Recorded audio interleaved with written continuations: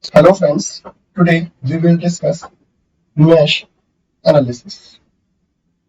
So first we will discuss about mesh. A mesh is a loop that does not contain any other loop inside it. A mesh is a smallest loop.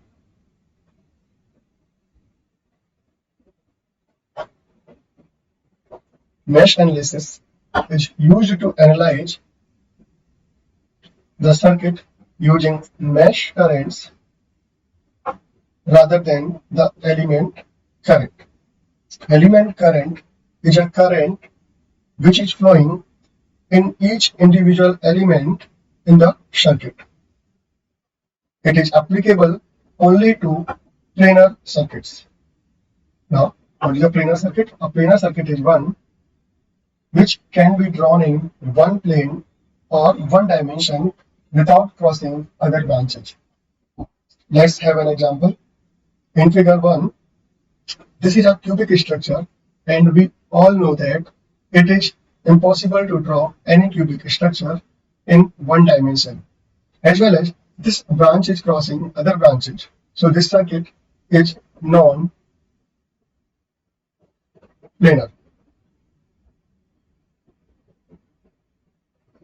Now let's take another example. In this circuit, this diagonal branch is crossing these two branches, and it appears like that it is a non-planar circuit. But when we redraw this circuit will appear like the figure shown in C. So this is a figure which is drawn in one dimension, as well as there is no crossing branch. It means that this figure and this figure is same. So that's why figure number 2 is a planar circuit.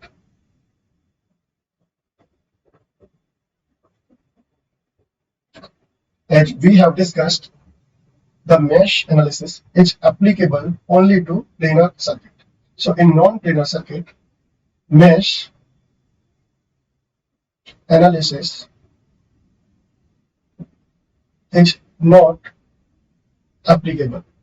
Whereas in the circuit, mesh analysis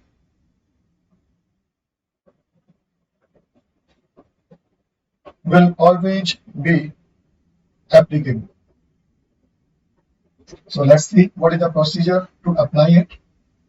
So first, we have to count the number of meshes in circuit.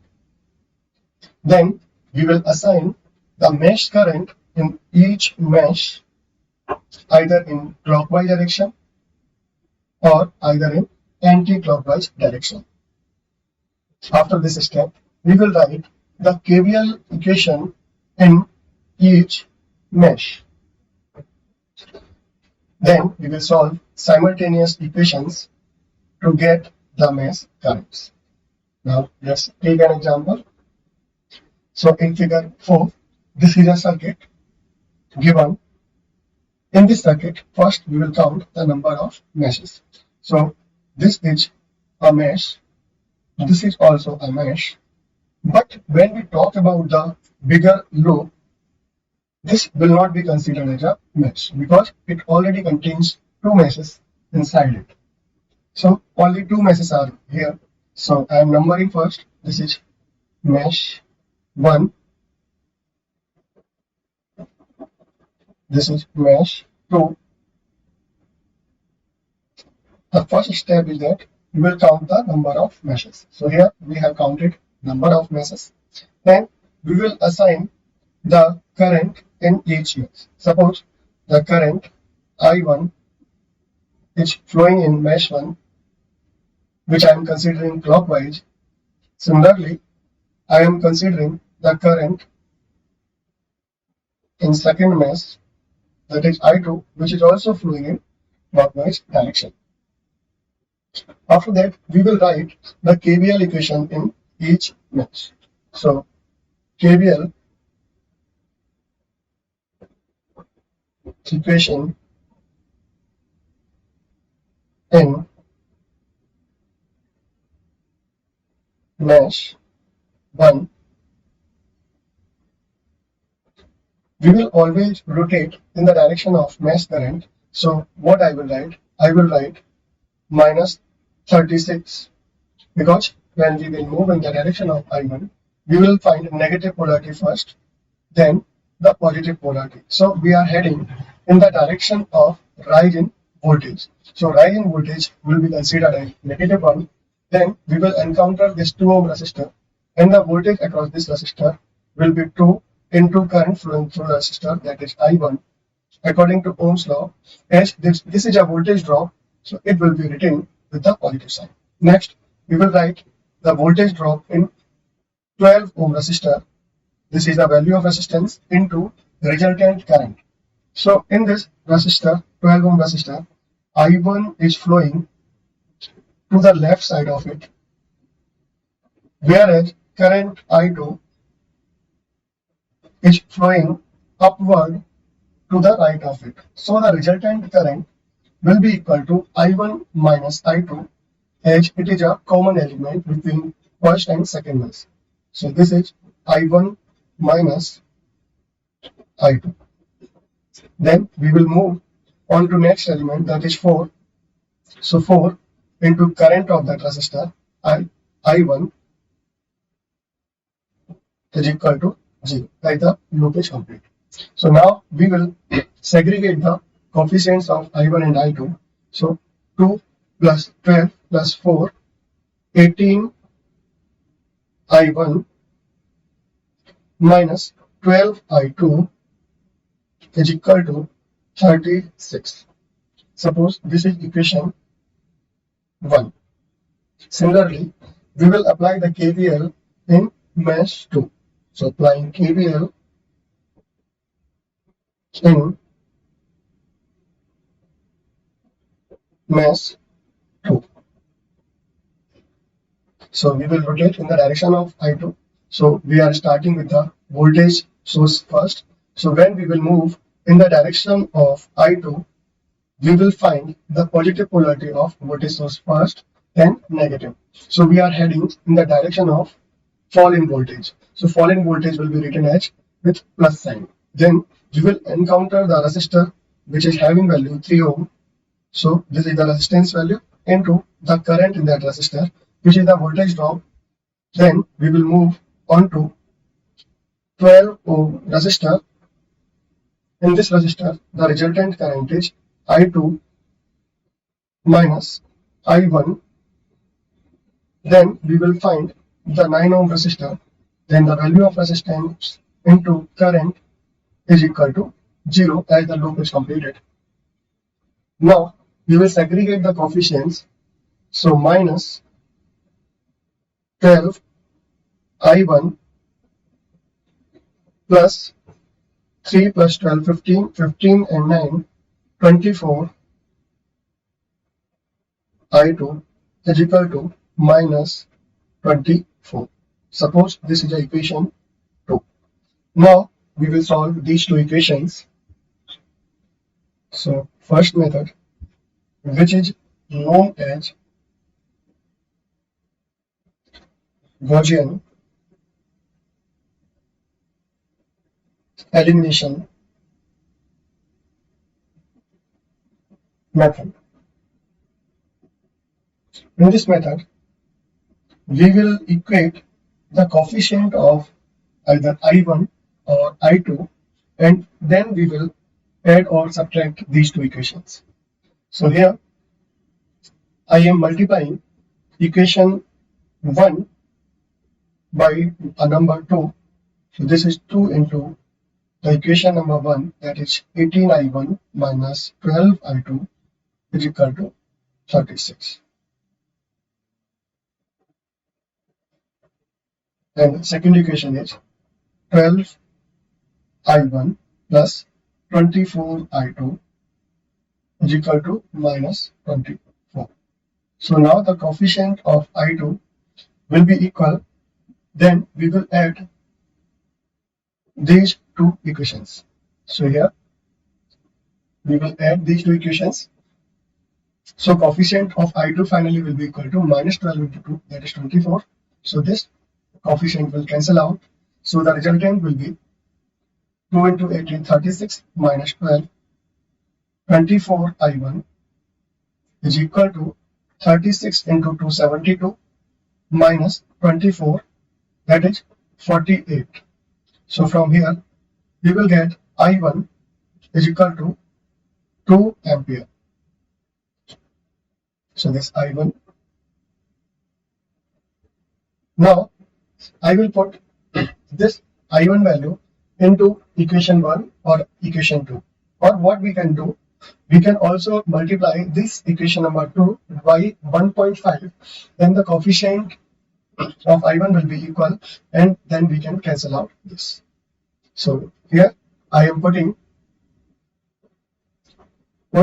I1 is equal to 2 in equation 2. So this will appear like this: minus 12 into value of I1, that is 2, plus 24 I2 is equal to minus 24.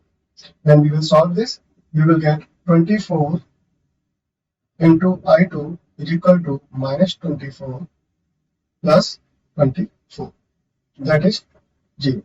So from here I'll get I2 is 0 ampere.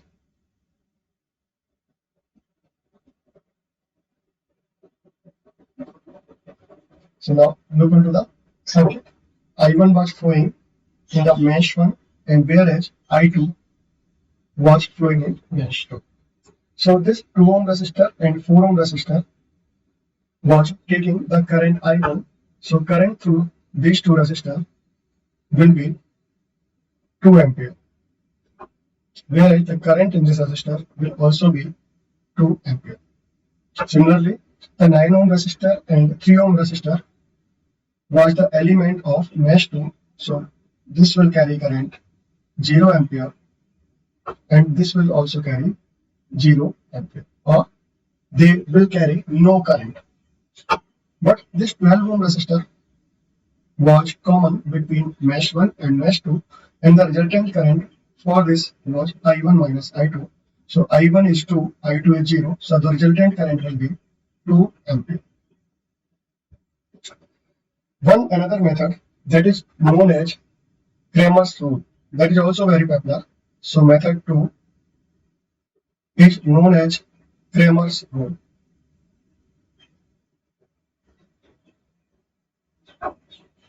So what we will do, we will form the matrix with the help of these two equations. So here I will form the matrices. So this will be the matrix of coefficients of I1 and 2. This will be the matrix of I1 and I2, variable matrix, and right side will be the matrix of constants. So here, first equation, the coefficient of I1 is 18 and the coefficient of I2 is minus 12. Similarly, coefficient of I1 in second equation is minus 12 and coefficient of I2 is positive 24. And the constant term was 36 in first equation and minus 24 in second equation. So now we will calculate the delta. Delta is nothing but the determinant of coefficient matrix of I1 and I2. So 18 minus 12 and 24. So when we will calculate this delta will be 18 into 24, that is 432, minus 12 into minus 12, that is 144. So this will be 288. Similarly, we will calculate delta 1. So determinant of this coefficients matrix, when we will replace the first column of it by the constant matrix elements. So this will be 36 minus 24. Second column will remain same, so minus 12 and 24. So this is equal to 36 into 24 is 8 64 minus 12 into 24 is 288. So when we will subtract these two, we will get 576. Similarly, delta 2, so this will be 18 minus 12, and now we will replace this column by the constant terms, which is 36 and minus 24. So 36 and minus 24. So 18 into minus 24 is minus 432 minus 12 into 36 is minus 432. So this is plus 432. So these will cancel out each other. This will be 0. So now we will calculate the value of I1 and I2. Now I1 is written as I1 is equal to delta 1 by delta, that is equal to delta 1 is 576 divided by 288, that is equal to 2 ampere. Similarly, I2 is equal to delta 2 by delta, which is 0 ampere. So this will be your final output. So let me mark here. So this is your final output. You can apply any method, either elimination method or Cramer's rule. Till this point, we have considered the circuits which are having only voltage sources. Now, we will look for the cases when current source will be a existing part in the circuits. So first case is when the current source is not common between meshes. So let's have an example. Here, the current source which is existing only in one mesh. It is not here. If it is here, that will be another case. So what we will do? We will do the analysis as previously we are doing. So first, we will assign the current I1 in first mesh and I2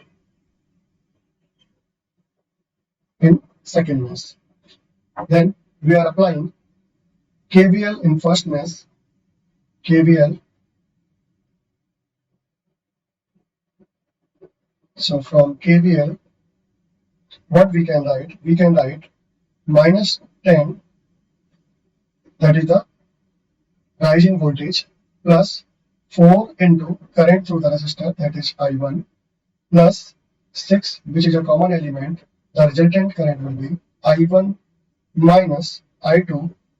So the voltage drop is 6 into I1 minus I2, and there is no other element as the loop is completed equal to 0. This is the equation 1. Now, when we apply the KVL in this mesh, so what will happen? There is no method to calculate the voltage across ideal independent current source. So in that case, what we will do? We will apply the Kirchhoff's current law. So when we apply the KCL at this node, what is happening? I2 is flowing in this manner, whereas this 5 ampere is flowing into the node. So what we can write from KCL? From KCL, I2 plus 5 is equal to 0. It indicates that I2 is equal to minus 5. So this is equation second. Now if we put the value of I2 in equation number 1, we will get the value of I1. So from 1 and 2, 4 and 6, 10 I1. Now when I will put here, this is 30. So 6 into 5, 30, and minus 10 was already there, so we are taking this side. This implies that I1 is equal to minus 20 by 10, that is equal to minus 2 ampere. So when there is a current source which is not common, in that case, what we will do, we will form KVL as well as KCL equation. The number of KCL equation is equal to number of current sources. So here only one source is existing, so that's why one KCL equation and remaining are KVL equations. Now let's take another case in which when the current source is common between meshes. In this case, we form a SuperMesh by eliminating the current source along with the series element. So let's have an example. So in this case, the current source is appearing in the middle branch. It means that this is common to mesh 1 and mesh 2. So in this case, what we will do, we will eliminate this series combination, or we can say that this is redundant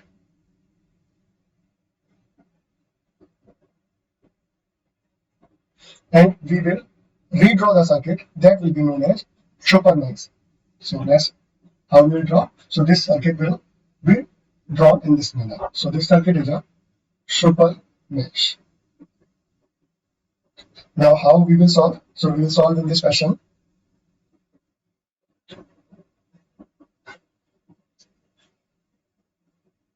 We will solve this circuit with the help of mesh analysis. So we will start with the procedure as we usually do. So first we will count the number of meshes. So number of meshes in the circuit is 2. This is 1 and this is another mesh. So then we will assign the current I1 to first mesh and I2 to second mesh. After that, we will use both KCL as well as KVL in case of current source existing in the circuit. So first, we will apply the KCL at this node. So at this node, current I1 is flowing in this manner, whereas current I2 is going into the node. So from KCL,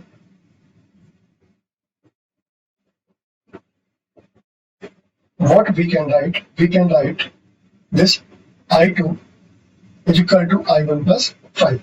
So I2 is equal to I1 plus 5.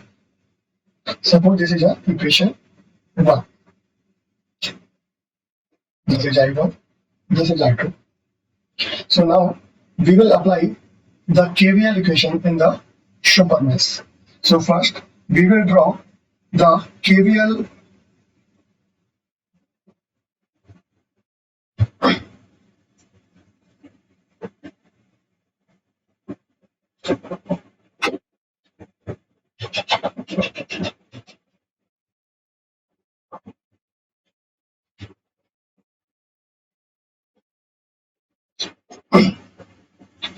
Now we will solve this problem with the help of mesh analysis.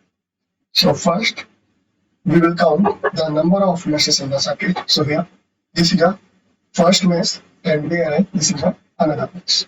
So we will assign the current in each mesh. Suppose this current is I1 and the current in this mesh is I2.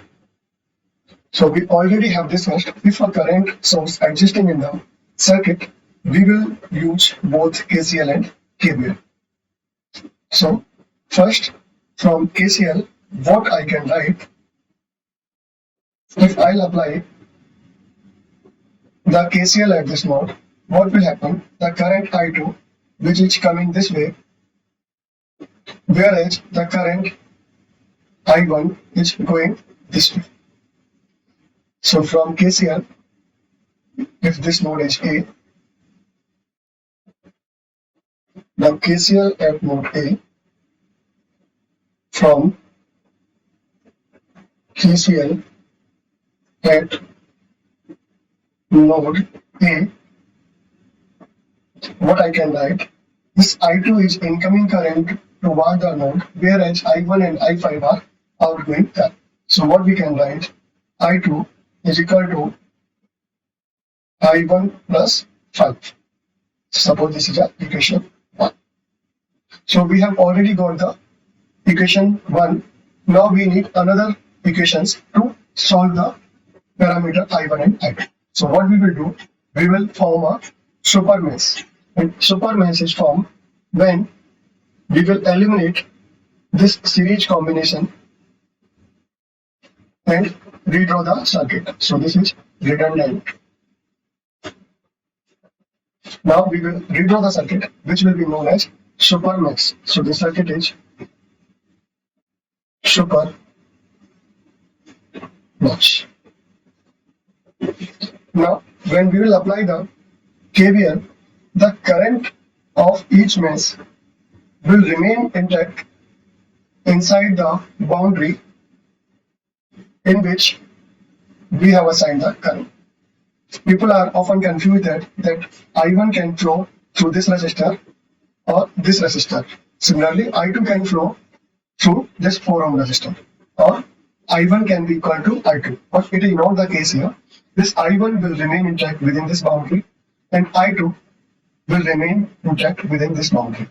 If these current will change their values or I1 will go here, then our convention will fail. So we are applying KVL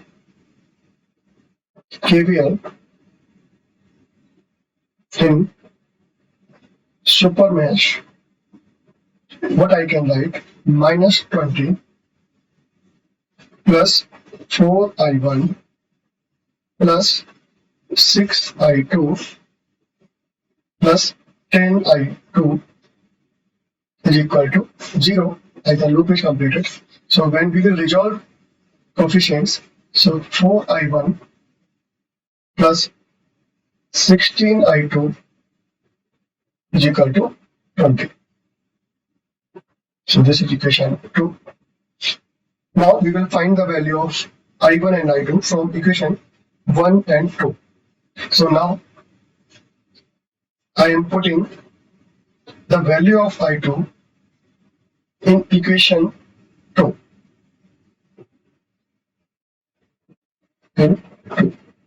So what will happen? 4I1 plus 16 into I1 plus 5 is equal to 20. So 4 and 16, 20, I1 plus 80 is equal to 20, which implies that this 20 I1 is equal to 20 minus 80. So I1 is 20 minus 80 minus 60 divided by 20. This is minus 3 ampere. So this minus sign is representing the direction of current. Here we have assigned the current in clockwise direction, but the actual current is flowing in anti-clockwise direction. Now we will put this value into this equation, then we will get the value of I2. So I2 is equal to I1, that is minus 3 plus 5, that is equal to 2 ampere. So the value of I2 is 2 ampere and it is flowing in the same direction in which we have assigned the I2. Important note, current in SuperMesh provide KCL equation which is necessary to solve a circuit. In case of SuperMesh, we need to apply both KVL and KCL. I hope you are very clear with this. Thank you.